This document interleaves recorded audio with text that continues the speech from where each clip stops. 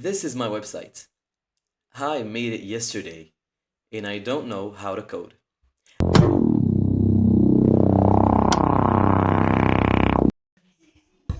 Okay, so let's get started with how I made this entire website in one freaking day as a student. When I say students, I mean that I'm not technical. I know nothing about web development. I know nothing about coding. Yet I was able to make this beautiful websites in terms of code, in terms of animations, in terms of design, in terms of functionality as well. So this video is a step-by-step breakdown of the exact process I've been through to get to this website. 7 steps in one day, and it requires absolutely zero coding. So you will write zero lines of code. Now, this video is not how look how smart AI is video. I'm not going to show you how AI has become smart. I'm going to teach you exactly what I've done, the concepts I discovered, and things that worked out really well for me. And also the secret sauce I have, of course, discovered that really made me able to make this type of websites.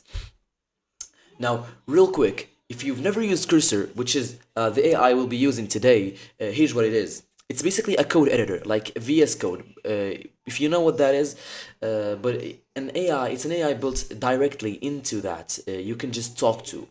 You describe what you want, it writes the code.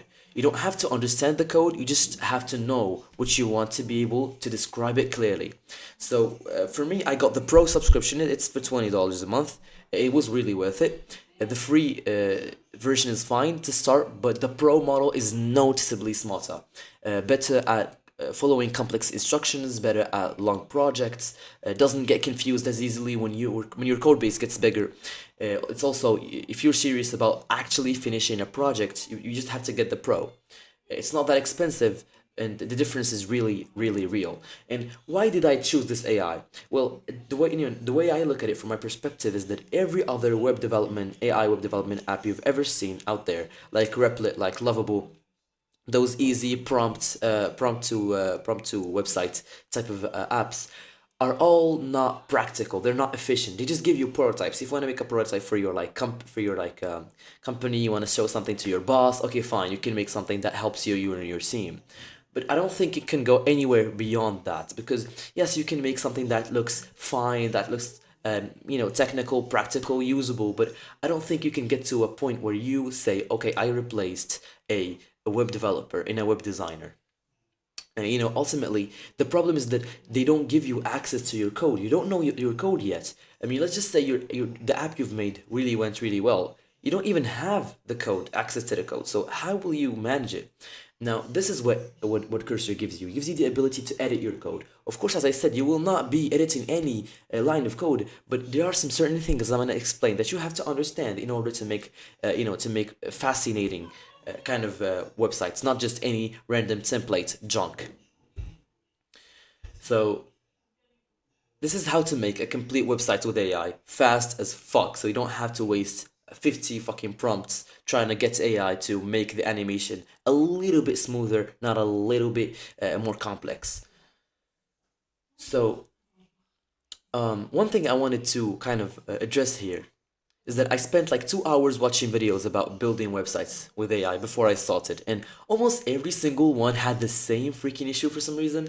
The websites looked like fine, like functional, but they all had this weird sameness to them. It was like the same layout energy, same generic icons, same fonts that nobody like chose intentionally. You could immediately tell that an AI just made those decisions. An AI left alone will always make the safest, most average decisions possible. What it gives you essentially is not a website, it's just a template with your text swapped in, eventually colors and icons as well. And the reason this happens is actually just really simple, is that people are asking the AI to do everything. You're asking it to do the design, then visuals, then structure, the content, and what makes it even worse is that you tell it to do all these in one prompt. And AI generally cannot do all of that well, even if you make the bestest prompts in the world, even if you break it down into specific steps, prompt by prompt, you will not get to something you are like fully, completely like good with. Something that you really like. You think, oh, that's really good. Nothing like that will impress you. There's always going to be a bug. There's always going to be limitations in terms of creativity in design. So Why is that? It's because it's not built for that. It doesn't have access to the tools that are used for that. It's not a designer, it's just a coder. It just knows how to write code, nothing else. So the whole approach needs to shift. And this is the reason behind all those AI websites.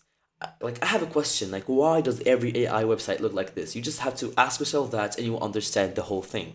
As you can see, just a plain kind of, what I see is just plain background, as you can see, plain color. Or if it goes really, like, really well with you, it can give you this weird gradient that every AI uses.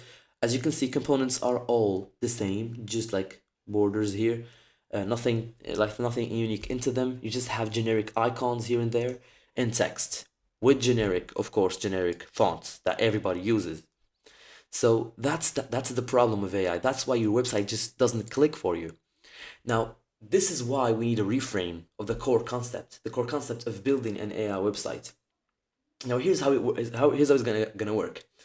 You don't want to kind of ask AI to be creative for you, because it can't. You want to use it to execute what's actually already in your head, and using what you already design and make for it. So the way to do it is that you handle design, brand identity, animation choice, and visuals. If you're a designer, that's even way better. That makes you the best person in the world right now. But if you're not, it doesn't really matter, because there are tools for designs that can do the job really perfectly. You don't have to kind of you don't have to be very kind of design centered. But the thing is that you want to design your own things. The other thing is that then you leave the AI to handle the coding, the frameworks, functionality, animations, etc. It just executes what you describe in what you make. For example, one of the things we discuss in this video is how you can design an element, for example, a component, and like the main thing you saw in my website, like the main kind of hero visual that is animated and interactive as you hover on it. I didn't make the animation, but I gave it the thing. I described the animation. I told it these are the names of the layers. You want to animate them this, and this way, and it just did the job flawlessly. And so this is the way to do it. Well, that takes us to the step-by-step process finally. And step number one is, before you open Cursor, you want to find one image. Not a full design, not a detailed wireframe, just one screenshot, a website or a UI or whatever, that had the general vibe and layout that you want. Something that said, this is roughly the structure, this is roughly the energy. And here are examples of things you can attach. These are just plain websites for, like, I don't know what are these brands, but they have the layout that I wanted, for example, or that you want. You just take it, you tell the AI, you drop it into Cursor, and then you say, use this as a structural reference. You don't want to copy it. You don't want to just like um, get the colors or the branding. You want the general layout logic.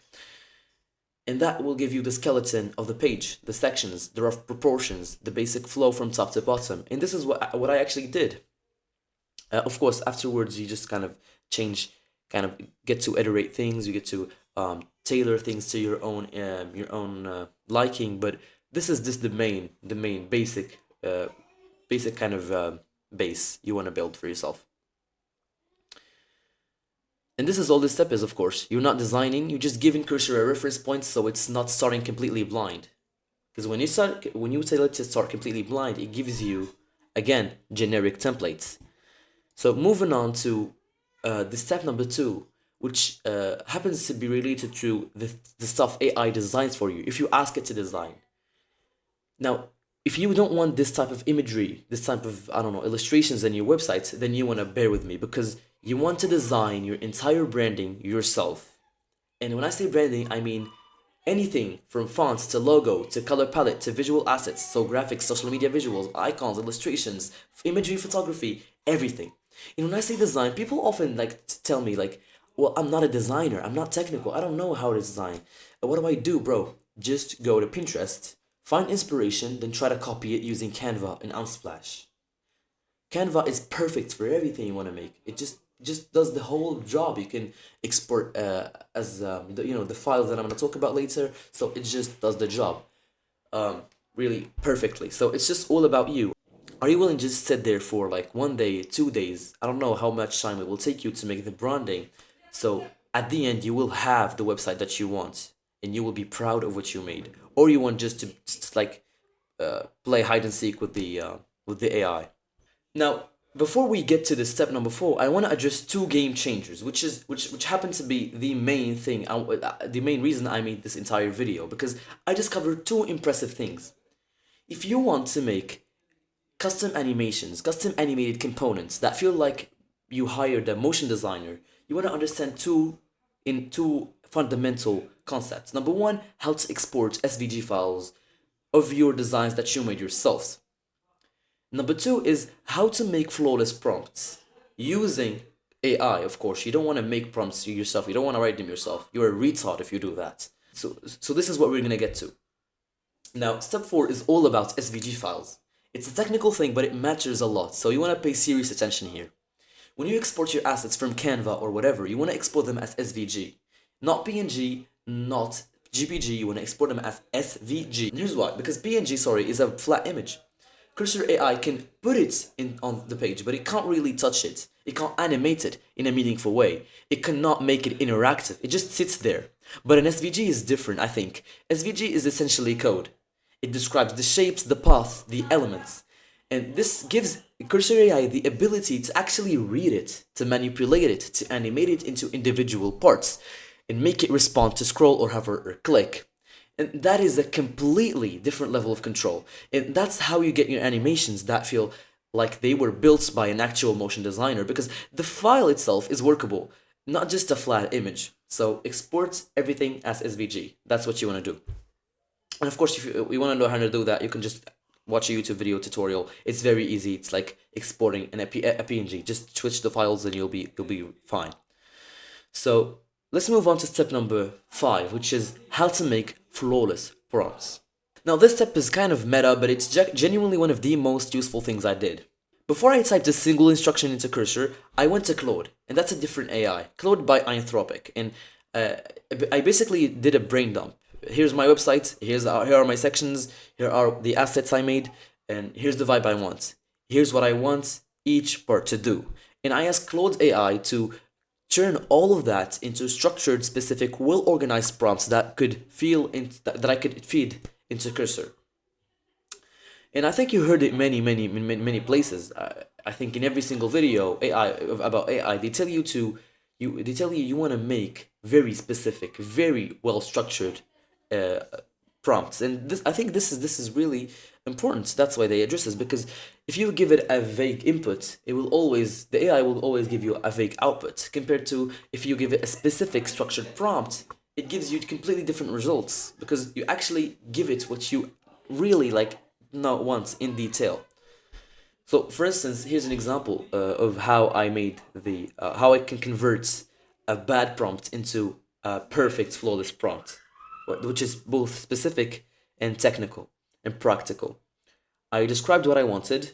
So for example, I made 4 stickers, and the animation will be at the start of the website, each to blah blah blah blah. So I described what I could imagine of the animation, and then I told it, you want to convert the prompts. You want to make it something impressive. You want to make it a complete, full, well-structured prompt that will give me the best results from an AI. And it just did what I wanted. And the results were shocking, of course. Now let's move on to step 6, which is very quick but very important. How to structure your files. Now, you want to understand that when you bring your SVG files into Cursor, you need to tell it exactly what each one is and where it lives. Don't just drop files and hope it figures it out. Of course, you don't want to drop files into the prompts. There's a specific section in Cursor AI, which is here, happens to be the code editor. You want to open a file called public, and then you paste the things. It's nothing too technical. Again, don't be afraid. Don't be scared. It's just a file where you put your own files. Now, you want to say something like, this file is the hero logo. Of course, you write the @ kind of thing, and you name the file, and then you tell it, it goes in the top section, for example, centered. This file is the background graphic for the feature section. it sits behind the text. You want to keep it clear, you want to keep it specific and named, most importantly. Now, of course, the more organized and explicit you are about your file structure, the less Cursor has to guess.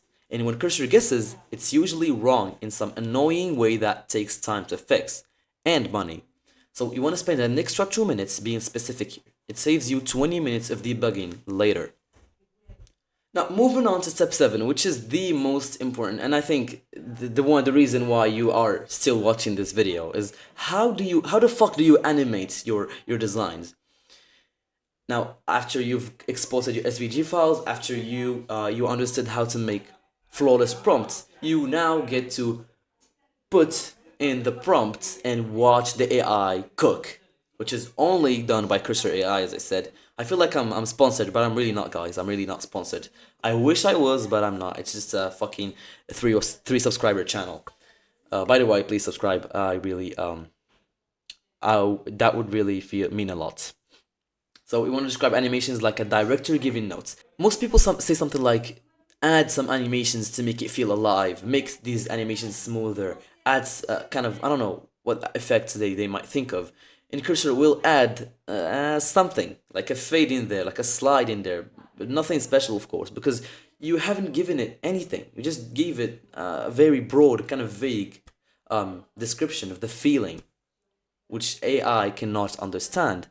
What you want to do is you want to imagine in your head what this animation could be. If you want inspiration, you can go to Pinterest, you can go to, I don't know what, animation libraries and look at animations, how they're made. And then you just describe what you saw in your eyes to Claude AI. Claude AI is very smart. It will know what you're talking about, the technical name of that animation, how it will be done. If it requires multiple combinations between multiple animations, it will tell you that. Just be sure that Claude AI will just do the job. You just have to know how to describe the things visually. That's pretty much all. When you get to a very important, very in-depth level of detail, from timing to direction to sequence to easing, Cursor will take then these instructions and build animations that looked like you'd hire someone who actually knows motion design. When you didn't, you just described what you wanted clearly. So, and this is where the time you spent on step 6, which is using Claude to write structured prompts, really pays off, because Claude helps you write animations descriptions and at exactly this level of detail. So the key advice to take from this is that you want to describe animations like a director, and you'll be shocked at what comes out. Now, finally, a little summary of the whole process. So let's break it down together real fast. It's 7 steps, so you can screenshot it if you want. 1. Find inspiration image and use it to give Cursor AI a structural reference. That's all it's for. Number 2, you want to choose your fonts deliberately and tell Cursor exactly where each one goes. Number 3, you want to design your own assets. Don't outsource your visual identity to AI. Make your own stuff in Canva, Illustrator, whatever. Number 4, export everything as SVG. And this is what makes your assets animatable, as I explained earlier. Number 5, use Claude to turn your rough ideas into clean, structured, specific prompts before you open Cursor. Number 6, when you upload your assets, name them explicitly and tell Cursor exactly what each one is for. And number 7, and lastly, describe your animations with specificity, timing, direction, sequence. It should be at a director level of detail. And that's the whole framework. Just 7 steps. You can do it in one day if your website is as simple as mine, just a portfolio slash kind of podcast review type of websites. But of course, it depends on what you want to build.